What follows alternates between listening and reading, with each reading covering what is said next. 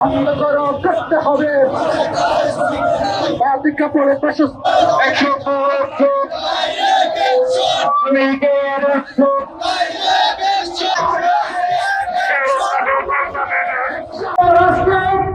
বিভিন্ন স্থানে বিভিন্ন কল কারখানায় ওই কারণেই শ্রমিকরা এখনো নির্যাতিত নিগৃহীত হয়ে চলছে।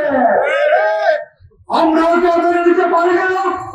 আমরা দেখি দৃশ্যমান যেটা হয় আমাদের চোখের সম্মুখে পরিবহন সেক্টরে নির্দিষ্ট সিন্ডিকেট রয়েছে এবং তারাই বিভিন্ন কৌশল করে সেখানে চাঁদাবাজি করে থাকে।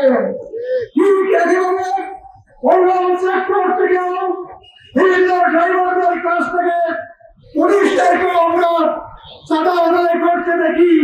এটা অত্যন্ত লজ্জার বিষয়।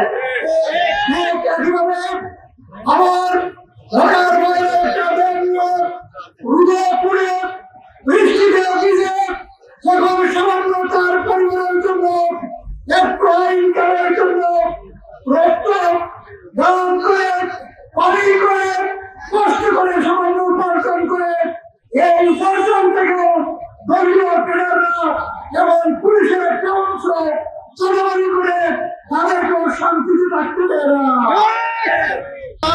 বিনিময়ে 30 থেকে 40,000 পঙ্গু আহত এবং চোখ যাদের গিয়েছে তাদের